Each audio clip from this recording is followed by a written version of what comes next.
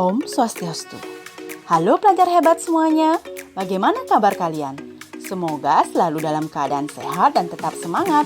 Sebelumnya perkenalkan, saya Niputuriana Ayu Ningsih, merupakan guru ekonomi di SMA Negeri Bali Mandara. Pelajar hebat sekalian, video pembelajaran kali ini akan membahas tentang tahapan pendirian atau pengembangan koperasi sekolah.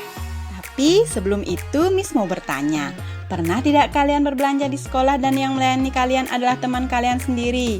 Atau justru kalian sendiri yang terlibat sebagai pengurus pada koperasi atau kantin sekolah tersebut? Pasti pernah dong ya. Hal itu terjadi karena kalian sedang berbelanja di koperasi sekolah atau kantin yang dikelola oleh koperasi sekolah. Nah, untuk lebih mengenal tentang koperasi sekolah, ayo simak video kali ini dengan seksama. Pelajar hebat sekalian, adapun tujuan pembelajaran yang harus dicapai setelah menonton video ini adalah menjelaskan tahapan pendirian atau pengembangan koperasi sekolah. Nah, pelajar hebat sekalian, sebelum kita belajar mengenai tahapan pendirian koperasi sekolah, ada beberapa materi prasyarat yang harus kalian kuasai, yaitu pengertian koperasi sekolah, landasan hukum koperasi sekolah, tujuan koperasi sekolah, ciri koperasi sekolah, jenis usaha koperasi sekolah, dan pengelolaan koperasi sekolah. Ayo kita mulai pada penjelasan materi pertama. Koperasi sekolah adalah koperasi yang beranggotakan siswa dan berada di lingkungan sekolah, baik sekolah dasar maupun sekolah menengah atau yang sederajat. Sehingga keanggotaan koperasi sekolah dimulai sejak menjadi siswa di sekolah dan berakhir ketika pindah, lulus, atau berhenti menjadi siswa di sekolah tersebut. Pelajar hebat sekalian, koperasi sekolah memiliki landasan hukum yakni Undang-Undang Nomor 25 Tahun 1992 tentang perkoperasian. Nah, untuk landasan hukum yang lainnya dapat kalian simak pada slide berikut ini. Koperasi sekolah tentunya memiliki tujuan yang harus dicapai dalam pelaksanaannya. Berikut ini merupakan tujuan dari koperasi sekolah. Yang pertama adalah mendidik siswa untuk latihan berkoperasi.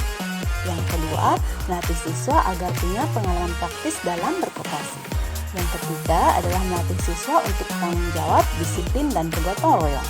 Tujuan koperasi sekolah yang keempat adalah menumbuhkan jiwa demokratis. Dan yang kelima, mengembangkan ilmu pengetahuan dan keterampilan di bidang perkoperasian. Pelajar hebat sekalian, koperasi sekolah memiliki ciri yang membedakannya dengan koperasi pada umumnya. Adapun ciri koperasi sekolah yang pertama yaitu koperasi sekolah tidak berbadan hukum. Yang kedua, anggotanya adalah siswa dari sekolah tersebut. Yang ketiga, keanggotaan dari koperasi sekolah berlangsung selama yang bersangkutan terdaftar sebagai siswa di sekolah tersebut. Yang keempat, koperasi sekolah merupakan koperasi serba usaha. Dan yang terakhir, koperasi sekolah mempunyai manfaat baik secara ekonomis maupun pendidikan. Nah, materi berikutnya adalah jenis usaha koperasi sekolah. Koperasi sekolah merupakan koperasi serba usaha. Adapun usaha yang dapat dilakukan adalah pertokoan, kafetaria, simpan pinjam, dan jasa lainnya seperti usaha fotokopi. Materi berikutnya adalah pengelolaan koperasi sekolah. Pengelolaan koperasi sekolah dilakukan melalui 5 bidang, yaitu bidang keanggotaan, bidang organisasi, bidang administrasi, bidang permodalan, dan bidang pembinaan. Nah, selanjutnya akan kita bahas tentang tahap-tahap pendirian koperasi sekolah. Koperasi sekolah didirikan dengan 3 tahap, yaitu tahap 1 merupakan tahap persiapan, tahap 2 merupakan tahap pembentukan, dan tahap ketiga adalah tahap pengesahan. Pada tahap persiapan, kepala sekolah, guru, dan siswa mengadakan pertemuan untuk membahas pendirian koperasi sekolah. Selanjutnya, membentuk panitia yang akan melakukan persiapan-persiapan. Persiapan tersebut meliputi yang pertama, mengumpulkan informasi tentang koperasi sekolah dan berkoordinasi dengan kantor koperasi setempat. Yang kedua, menentukan waktu, tempat, dan acara rapat pembentukan koperasi sekolah. Yang ketiga, membuat rancangan AD dan ART. Yang keempat, membuat rancangan program. Yang kelima, mempersiapkan sistem pemilihan pengurus. Dan yang keenam, menyiapkan administrasi rapat seperti undangan, daftar hadir, notulen, tata tertib, dan akta pendirian koperasi sekolah. Setelah tahap persiapan selesai, selanjutnya adalah tahap pembentukan. Pada tahap ini diadakan rapat untuk membahas pembentukan koperasi sekolah, pemilihan pengurus dan pengawas, penetapan AD dan ART, penetapan bidang usaha, dan penetapan rencana kerja serta rencana anggaran dari koperasi sekolah. Adapun yang hadir dalam rapat pembentukan ini adalah kepala sekolah dan dewan guru, siswa minimal 20 orang, pejabat kantor koperasi setempat, dan perwakilan dari orang tua siswa. Setelah rapat pembentukan koperasi sekolah, tahap selanjutnya adalah tahap pengesahan. Pada tahap ini dilakukan pengajuan pengesahan ke kantor koperasi setempat dengan melampirkan anggaran dasar dan akte pendirian, berita acara pembentukan koperasi sekolah, dan neraca awal koperasi sekolah.